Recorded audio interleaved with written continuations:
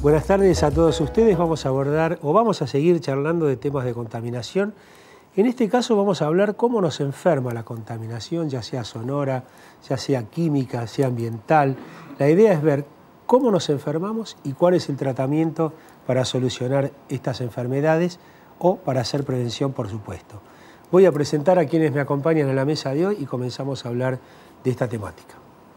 Nos acompañan en este programa la doctora Mirta Rixel, médica toxicóloga y con una maestría en medicina legal. El doctor Elio Prieto, médico investigador en el Centro de Altos Estudios en Ciencias de la Salud de la Universidad Abierta Interamericana y colaborador con la Universidad de Valparaíso en Chile. Y la doctora María de la Rodolfa, médica oncóloga, responsable de programas de salud sin daño para América Latina.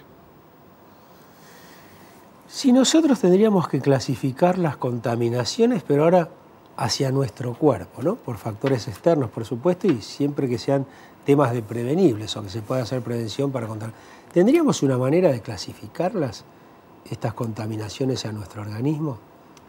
Digamos, la contaminación uno la tiene que mirar como un todo, digamos. Uno desde el contacto diario, digamos, está expuesto a diferentes factores a través del aire, de la ingesta, y esos, digamos, donde uno tiene que empezar a poder poner la mirada y pensar de qué manera prevenir o minimizar la cantidad de exposición, ¿no? Sobre todo a las sustancias químicas, que es, digamos, a lo que estamos expuestos todos diariamente, algunos en dosis mayores, otras en dosis menores, pero con un fuerte impacto sobre nuestra salud. La salud.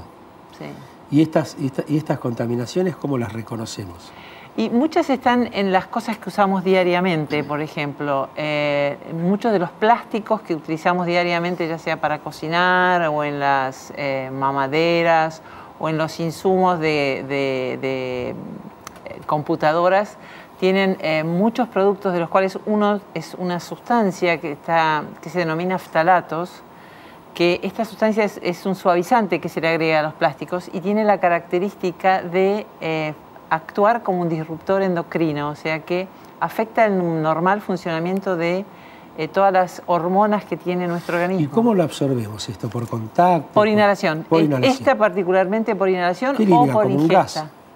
Se desprende exactamente, como no está, digamos, la fijación al producto, no es algo rígido, por decirlo así, se desprende, se vaporiza, por decirlo así, fácilmente. Sobre todo cuando la temperatura es alta, más rápido se desprende y más rápido estamos en contacto. Y las computadoras y todos estos productos que levantan calor evaporan más rápido. También, mucho, mucho. Eso por un lado, en el momento de que uno está trabajando, y otro momento en que uno también se expone, digamos, a grandes contaminantes es en la disposición final. Muchos de estos plásticos, las computadoras o otros insumos, terminan yendo muchas veces se quema directamente, o sea, la incineración, y la incineración es una fuente enorme de diferentes sustancias químicas al ambiente, entre los cuales los plásticos, cuando se queman, producen dioxina, ¿no? Una sustancia ubicua, o sea, que está en todo el mundo y que tiene la característica de ser carcinogénica. O sea, que es una sustancia que si uno se expone tiene más posibilidad de tener cáncer en algún momento de su vida. Bien, ¿y de otras contaminaciones? Estoy de acuerdo con la doctora, en realidad hay muchos tipos de contaminaciones, hay muchos modos de exponerse, no solamente por lo inhalatorio, por la vía oral, por la vía cutánea también, nos podemos exponer. De hecho, no sé si ustedes recuerdan, los soldaditos de plomo, sí. La forma de contaminación de los niños era sostenerlos en las manos, claro, y además chuparlos.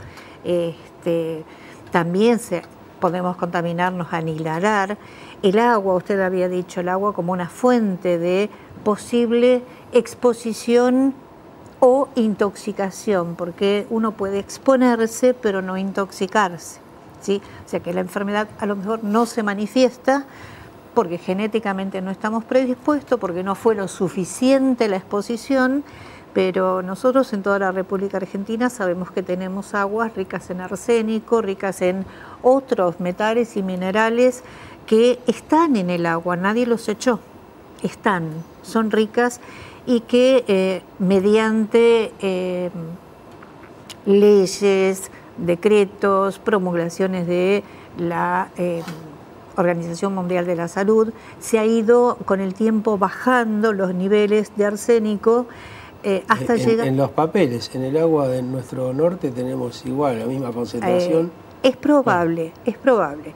La idea de ir bajándolo es poder conseguir que se llegue a un límite mínimo de arsénico para que haya menos posibilidad de enfermar. Claro. Nosotros tratamos, o sea, lo que se llega a través de las leyes, digo nosotros, en realidad la comunidad médica, ¿no?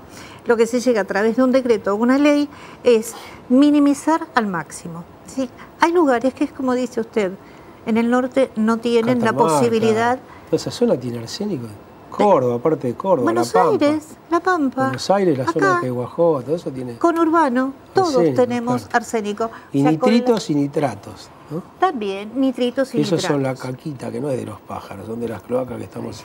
Puede ser de las cloacas y también puede ser del uso de fertilizantes en algún momento de lugares que han sido campos y después se han urbanizado, entonces es probable que haya quedado con mayor nitratos. Pero también uno tiene que tener en cuenta que hay niveles tolerables para el ser humano de todas estas sustancias, porque como están naturalmente, donde el hombre puso el pie, puso el contaminante, porque es así, no hay un centro urbano donde no haya contaminantes. Esto es lo más importante que uno debe entender. Y cómo prevenirles, cómo cuidar el ambiente, cómo hacer que no tengamos tanta contaminación, pero a partir de nosotros mismos. Sí. Yo la escuchaba y se me ocurrían varias cosas. La existencia del hombre, incluso los contaminantes preceden a la existencia del hombre, no eran contaminantes, porque la percepción de contaminantes es humana. El arsénico estaba antes que nosotros. Sí, y muchos de los otros también. E incluso hay fuentes, como bien decía la doctora, no los puso nadie. El radón, por ejemplo, que es un gas radioactivo que se encuentra de forma natural y que contribuye a la carga de daño que sufre el ADN. Ese es mi tema. Y bueno, siempre cuando llegué acá dije, bueno, vamos a hablar de contaminación, pero hay un gap entre lo que siempre hablamos de contaminación y las consecuencias que son esperadas por todos. Siempre las palabras carcinógeno, mutágeno, mutante, malformación ya están dentro del lenguaje común, cotidiano. Pero existe, por otro lado, la contradicción de que los métodos para evaluar los daños en el material genético no están incorporados en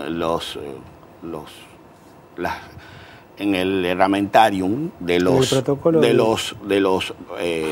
estudios epidemiológicos, y casi siempre son estudios en los que casi no se utilizan biomarcadores.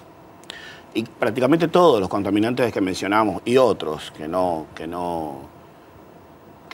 podemos hablar porque realmente son miles. Usted decía hace un rato, ¿cuáles son? ¿Cómo son? Las categorías son muchas. Muchísimas, claro. Los efectos son variados porque actúan de muy diversas formas, a veces sobre un mismo blanco biológico y otras veces actuando sobre diferentes blancos. Hablamos del cáncer y hablamos de las malformaciones y hablamos de la mutación en sí, de la tasa de mutación. Entonces, cuando uno se ubica en países latinoamericanos,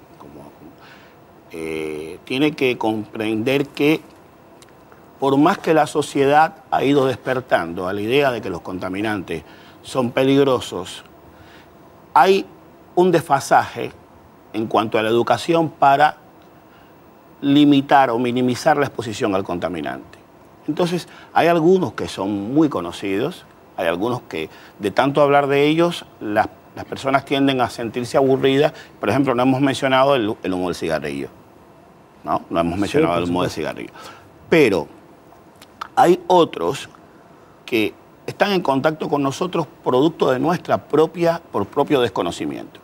Por ejemplo, los sitios de almacenamiento de residuos de computación y de electrónico son legión y no están gestionados. De manera que las personas que viven en un radio inferior a 1 kilómetro, se demuestra que tienen una mayor tasa de incidencia de diferentes patologías, malformaciones congénitas. ¿Pero está demostrado? Sí, está demostrado. Ahí está demostrado en relación con los talatos, con el DDT, con las dioxinas, con los productos de la combustión, con los productos de la combustión incompleta, de muchas... Sí.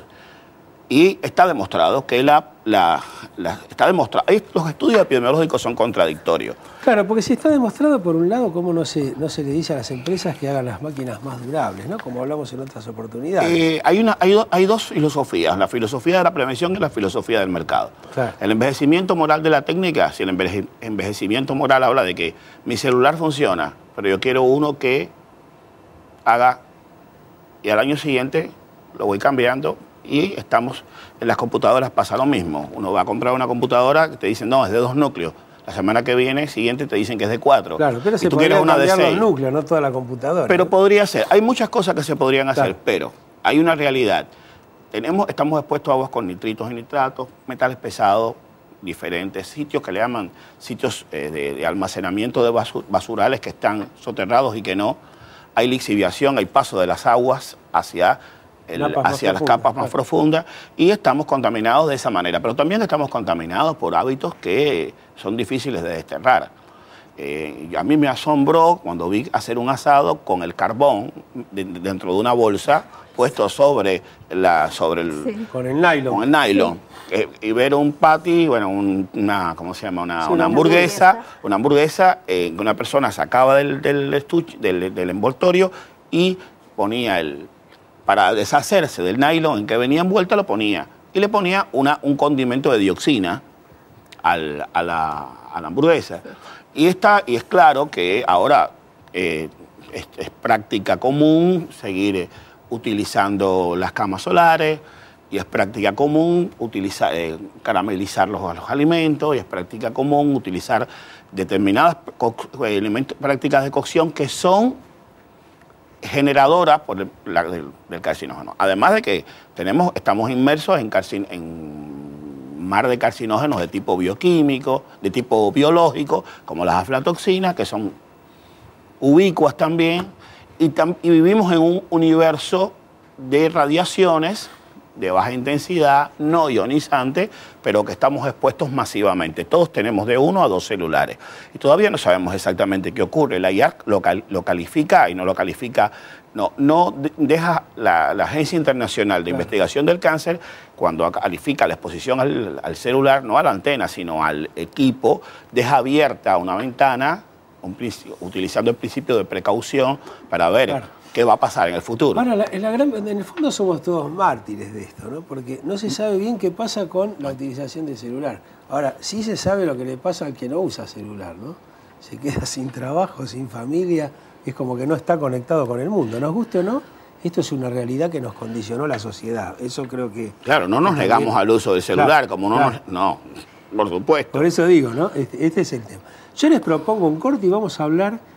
¿Cómo podemos hacer prevención? Porque ustedes nos han explicado angustiantemente la gran cantidad de contaminantes que hay, pero ¿de qué manera podemos vivir tratando de alejarnos de estos, pero sin desaparecer de la sociedad? Si no, habría que meterse en una cápsula y respirar aire filtrado. Ya venimos, ¿les parece?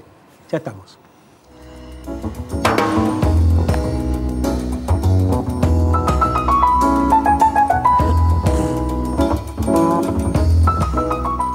Bueno, siempre estos temas de contaminación y de cómo nos afectan el organismo tienen discusiones, ¿no? Por un lado, los que hacen el negocio dicen esto no es tan grave, y por otros, los investigadores dicen que sí.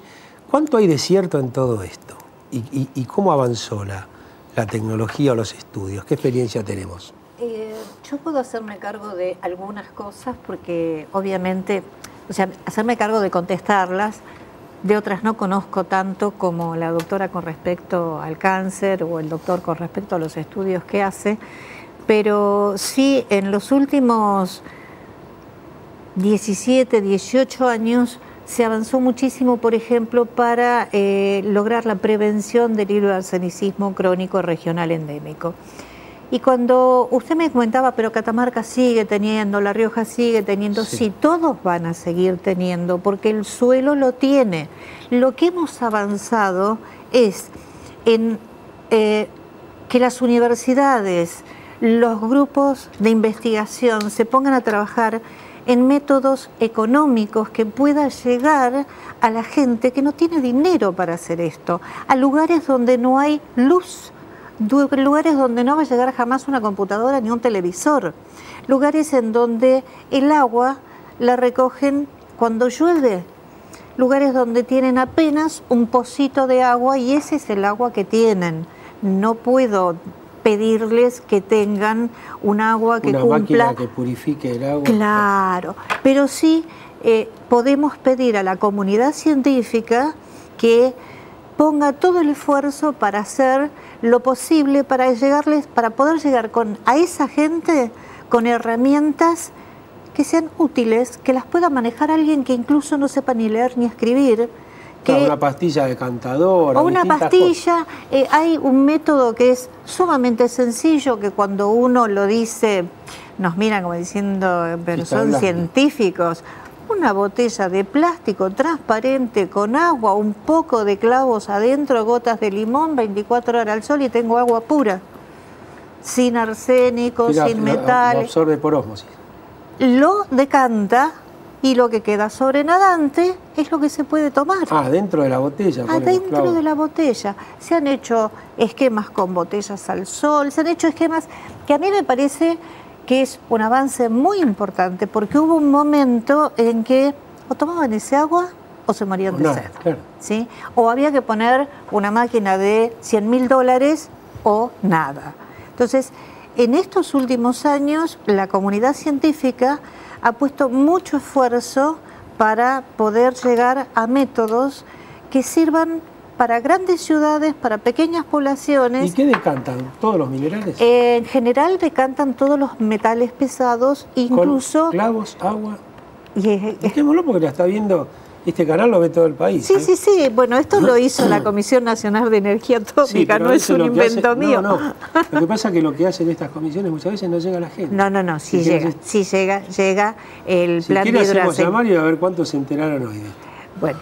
Por eso le digo, a veces uno que está en la investigación cree que llega, pero estas informaciones llegan con estas cosas que dicen uno todos los días, ¿no? Salta, Jujuy, Santiago del Estero, lo que se llama el Chaco Salteño, que son las zonas muy importantes, han llegado. Sí. Bueno, pero siempre nunca está de más informar. Lo que no ocupa lugar es el conocimiento, ¿no? Entonces usted dice que tomen una botella de agua. Es una botella de agua de plástico transparente que se le coloca limaduras de hierro o un clavo. En algunos lugares le han puesto trocitos de viruta. ¿Sí? Tiene que ser hierro, porque lo que hace es una floculación con el hierro y el ácido, la vitamina C del limón, flocula, queda abajo y arriba nos queda el agua purificada. Claro, muy bien, ¿eh? Y después la tienen que vertir de alguna manera, como para que no quede... Sí, hay que vertirla con cuidado a otro lugar y que quede el sobrenadante. Bueno, muy bien. El año pasado yo estuve en un evento del INTI y se presentaron, yo llegué un poco tarde y no pude escuchar todo, pero había un trabajo bastante relevante con las comunidades, con algunas comunidades, desde el punto de vista educativo, para poner en marcha estos métodos de purificación. Y esto tiene que ver... Sí, métodos de purificación que pueden ser, se les llama... abatimiento. Y que realmente no son costosos, pero requieren de una preparación y de una insistencia y de una educación. Nos queda un minuto de programa, ¿eh? Yo quería hablar solamente de esto. Es necesario incorporar en los métodos de evaluación de riesgo marcadores biológicos para poder determinar los niveles de exposición de las personas. Es imprescindible salir de los laboratorios y trasladar esto a la práctica epidemiológica, porque existen estudios para evaluar niveles de daño y de contaminación, no solamente de respuesta, sino también de la exposición. Algunos de estos se utilizan, pero los marcadores de respuesta, esos son más difíciles de aplicar. Y sería interesante porque existen muchas personas acá, en muchos laboratorios, con capacidad para poder hacerlo. Ya nos quedamos. Yo les agradezco muchísimo a ustedes este enorme concepto. Los voy a volver a invitar porque es tan tremendo la cantidad de factores de contaminación y cómo tenemos que cuidarnos, que es para muchos programas. ¿Tienes el estudio? Aquí tenemos un estudio, los voy a comprometer para charlarlo. Vamos a seguir hablando de esto incluso. El estudio no es nuestro, es un estudio de la literatura, como un estudio importante, que tiene que ver con malformaciones. Muchas gracias por su tiempo. Los comprometo para seguir hablando de estos temas y a ustedes, como siempre, los espero el próximo programa. Se nos voló media hora.